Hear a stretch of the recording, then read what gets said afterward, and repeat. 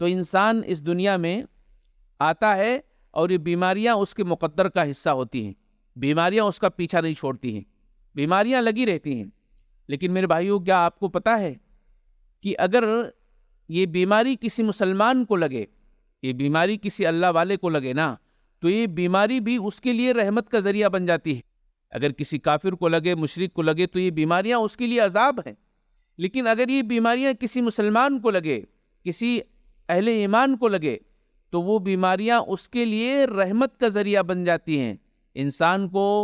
بیماریاں، خاص طور سے مسلمان کو بیماریاں اپنے لیے زحمت نہیں سمجھنا چاہیے بلکہ رحمت سمجھنا چاہیے. رحمت کیسے ہے؟ آپ دیکھیں، اللہ کے نبی علیہ الصلوۃ والسلام نے ایک حدیث کے اندر فرمایا ہے، بہت ہی بہترین حدیث ہے. آپ علیہ الصلوۃ والسلام فرماتے ہیں کہ ما یصیب المسلم من نصب ولا وصب ولا ہم ولا حزن ولا اذن ولا غم حتى الشوکۃ یشاکها الا کفر اللہ بها من خطایا.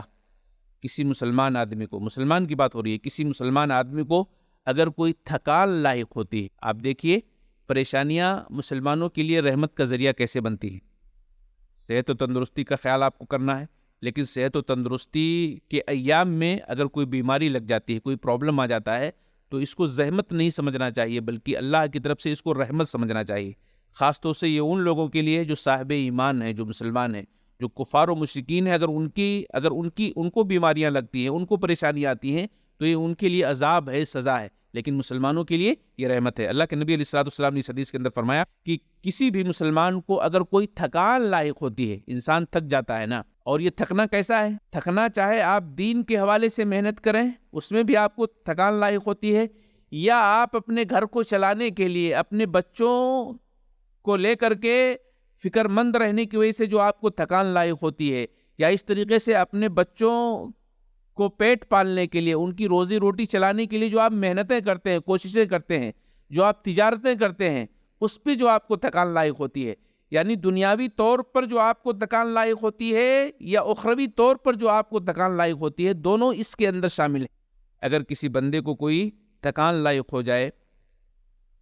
کسی مسلمان آدمی کو، ولا وصبن، یا کسی کو تکلیف پہنچ جائے،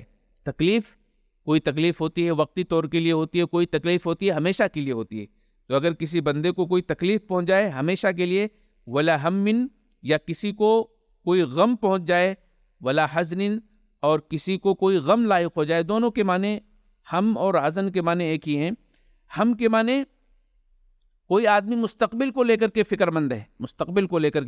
ہے، کیسے کیا ہوگا، آگے کیا ہوگا. مثال کے طور پر کسی کو آپریشن کرانا ہے، مستقبل میں، فیوچر میں ڈاکٹر نے بتا دیا ہے، اب اس کو لے کر کے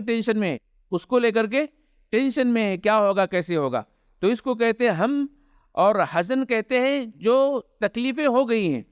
کسی کا کوئی آدمی، کسی کا کوئی رشتہ دار، یا کسی کا کوئی اپنا بیٹا، اپنا لخت جگر گزر گیا ہے، انتقال کر گیا ہے، تو اس سے بہت زیادہ تکلیفیں ہوتی ہیں. تو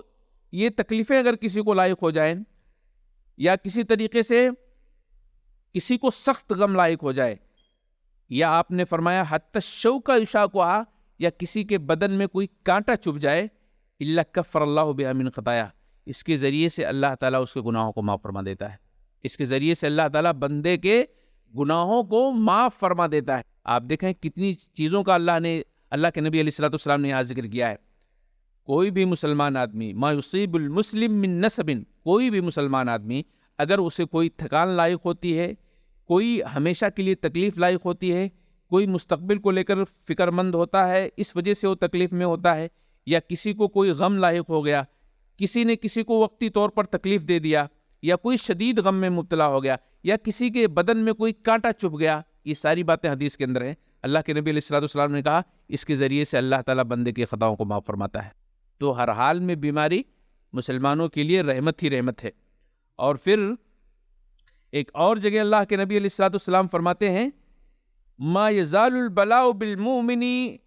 والمؤمنۃ فی جسدہ وفی مالہ وولدہ حتی یلقى اللہ وما علیہ من خطیہ. آپ علیہ الصلوۃ والسلام فرماتے ہیں اگر کوئی مومن مرد یا کسی مومنہ عورت کو کوئی مصیبت لاحق ہو جائے، اس کے بدن میں مصیبت آ جائے، پریشانی آ جائے، بیماری آ جائے، یا اس کے مال میں کوئی پریشانی آ جائے، یا اس کے بچوں کو لے کر کے کوئی پریشانی آ جائے، اس حدیث کے اندر 3 باتوں کا اللہ کے نبی نے ذکر کیا ہے. اس کے بدن میں، انسان کے بدن میں کوئی تکلیف آئے، اس کے مال میں کوئی پرابلم آئے، مال لٹ گیا یا تجارت میں نقصان ہو گیا، یہ ساری چیزیں اس میں شامل ہیں، یا وہ بچے کو لے کر کے تکلیف میں آ گیا، بچہ بیمار ہے یا بچہ کسی وجہ سے بیماری میں مبتلا ہے، اس کی وجہ سے پریشانی ہے، اللہ کے نبی علیہ الصلوۃ والسلام فرماتے ہیں ایسے لوگ حتی یلقى اللہ وما علیہ من خطیہ، اللہ کے پاس جب قیامت کے روز اللہ سے جب ملاقات کریں گے تو ان پر کوئی گناہ نہیں ہوگا، کوئی گناہ نہیں ہوگا۔ تو اگر بچوں کو لے کر کے کوئی پریشان ہے، تجارت کو لے کر کے کوئی پریشان ہے، یا اپنی بیماری کو لے کر کے کوئی پریشان ہے، تو کم سے کم یہ سوچ لے کہ اللہ تعالیٰ سے جب ہماری ملاقات ہوگی تو انشاءاللہ ہمارے بدن پہ، ہمارے جسم پہ کوئی خطا نہیں ہوگی، کوئی گناہ نہیں ہوگی، اللہ تعالیٰ اس کے ذریعے سے سارے خطاؤں کو، سارے گناہوں کو معاف کر دے گا۔ تو کتنی بڑی رحمت ہے بیماریاں۔